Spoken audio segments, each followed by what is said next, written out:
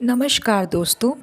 एकादशी की शुरुआत 2 मार्च 2023 को सुबह 6:39 पर होगी और अगले दिन 3 मार्च 2023 को सुबह 9:11 बजे तक इस तिथि की समाप्ति होगी। उदया तिथि होने के कारण एकादशी 3 मार्च 2023 को मनाई जाएगी। व्रत का पारण का समय 4 मार्च 2023 को सुबह 6:44 से लेकर 9:03 तक होगा। फागुन शुक्ल पक्ष अम्लिका एकादशी की कथा। 88,000 ऋषियों को संबोधित करते हुए सूत जी ने कहा, हे विप्रो, प्राचीन काल की बात है। महान राजा मानधाता ने वशिष्ठ जी से पूछा, हे वशिष्ठ जी, यदि आप मुझ पर प्रसन्न हैं तो ऐसा व्रत का विधान बताएं कि कृपा करें जिससे मेरा कल्याण हो। महर्षि वशिष्ठ जी ने कहा, हे राजन, सब व्रतों से उत्तम और अंत में मोक्ष देने वाला आम्लका एकादशी का व्रत है। राजा मानधाता ने कहा, हे ऋषि श्रेष्ठ, इस आम्लकी एकादशी की व्रत की उत्पत्ति कैसे हुई? इस व्रत के करने से क्या विधान है? हे वेदों के ज्ञाता, कृपा कर यह सब वृतांत मुझे विस्तार पूर्वक बताएं। महर्षि वशिष्ठ ने कहा, हे राजन, मैं तुम्हारे समक्ष विस्तार से इस व्रत का वृतांत कहता हूँ। यह व्रत फागुन मास के शुक्ल पक्ष में होता है। इस व्रत के फल से सभी पाप समूल नष्ट हो जाते हैं। इस व्रत का पुण्य 1000 गौदान के फल के बराबर है। आम्लकी की महत्ता उसके गुणों के अतिरिक्त इस बात में भी है कि इसकी उत्पत्ति भगवान विष्णु के श्री मुख से हुई है। अब मैं आपको एक पौराणिक कथा सुनाता हूँ, ध्यान पूर्वक श्रवण करो। प्राचीन समय में वैदिक नामक एक नगरी था। उस नगर में ब्राह्मण, वैश्य, क्षत्रिय, शूद्र चारों वर्गों के रूप संतापूर्वक रहते थे। नगर में सदैव वेद ध्वनि गूंजा करती थी। उस नगरी में कोई भी पापी, दुराचारी, नास्तिक आदि ना था। उस नगर में चैत्ररथ नामक चंद्रवंशी राजा राज्य करता था। वह उच्च कोटि का विद्वान तथा धार्मिक प्रवृत्ति का व्यक्ति था। उसके राज्य में कोई भी गरीब नहीं था और ना ही कंजूस। उस राज्य के सभी लोग विष्णु भक्त थे। वहाँ के छोटे बड़े सभी निवासी प्रत्येक एकादशी का उपवास करते थे। एक बार फागुन माह के शुक्ल पक्ष की आम्लकी नामक एकादशी आई।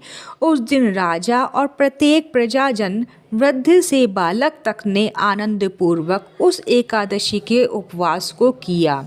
राजा अपनी प्रजा के साथ मंदिर में जाकर कलश स्थापित करके तथा धूप दीप नौवेद पंचरत्न छत्र आदि से धात्री का पूजन करने लगा। वे सब धात्री की इस प्रकार स्तुति करने लगे, हे धात्री, आप ब्रह्मा स्वरूप हैं। आप ब्रह्मा जी के द्वारा उत्पन्न और सभी पापों को नष्ट करने वाली हैं। आपको नमस्कार है। आप मेरा अर्घ स्वीकार करो। आप श्री रामचंद्र जी के द्वारा सम्मानित हैं। मैं आपसे प्रार्थना करती हूँ, मेरे सभी पापों का हरण करो। उस मंदिर में रात को सभी ने जागरण किया। रात के समय उस जगह एक बहेलिया आया।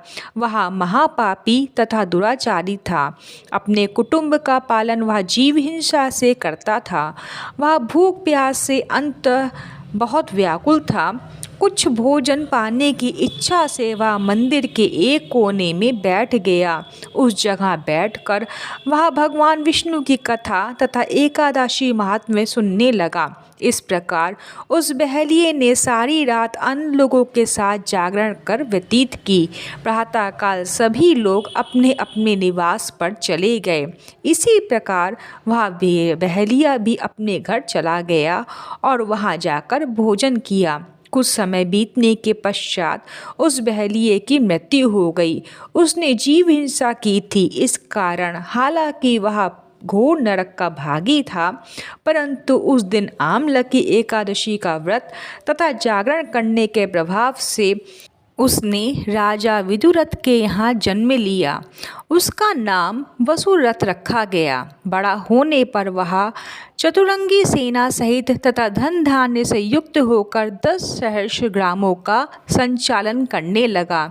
वह तेज में सूर्य के समान, कांति में चंद्रमा के समान, वीरता में भगवान विष्णु के समान तथा क्षमा में पृथ्वी के समान था। वह अत्यंत धार्मिक, सत्यवादी, कर्मवीर और विष्णु भक्त था। वह प्रजा का सम्मान भाव से पालन करता था। दान देना उसका नित्य का कर्म था। एक बार राजा वसुरथ शिकार खेलने के लिए गया। देवयोग से वह वन में रास्ता भटक गया और दिशा का ज्ञान ना होने के कारण उसी वन में एक वृक्ष के नीचे सो गया। कुछ समय पश्चात पहाड़ी डाकू वहां आए और राजा को अकेला देखकर मारो मारो चिल्लाते हुए राजा वसुरथ की ओर दौड़े। वह डाकू कहने लगे कि इस दुष्ट राजा ने हमारे माता पिता, पुत्र पौत्र आदि समस्त संबंधियों को मारा है तथा देश से निकाल दिया। अब हमें इसे मारकर अपने अपमान का बदला लेना चाहिए। इतना कहे वह डाकू राजा को मारने लगे और उस पर अस्त्र का प्रहार करने लगे। उन डाकुओं के अस्त्र राजा के शरीर पर लगते ही नष्ट हो जाते और राजा को पुष्पों के समान प्रतीत होते। कुछ देर बाद प्रभु इच्छा से उन डाकुओं के अस्त्र शस्त्र उन्हीं पर प्रहार करने लगे, जिससे वे सभी मूर्छित हो गए। उसी समय राजा के शरीर से एक दिव्य देवी प्रकट हुई। वह देवी अत्यंत सुंदर थी तथा सुंदर वस्त्रों तथा आभूषणों से अलंकृत थी। उसकी भृति टेढ़ी थी। उसकी आँखों में क्रोध की भीषण लपटें निकल रही थी। उस समय वह काल के समान प्रतीत हो रही थी। उसने देखते ही देखते उन सभी डाकुओं का समूल नाश कर दिया। नींद से जागने पर राजा ने वहाँ अनेक डाकुओं को मृत देखा। यह सोचने लगा, किसने इसे मारा है? इस वन में कौन मेरा हितैषी रहता है?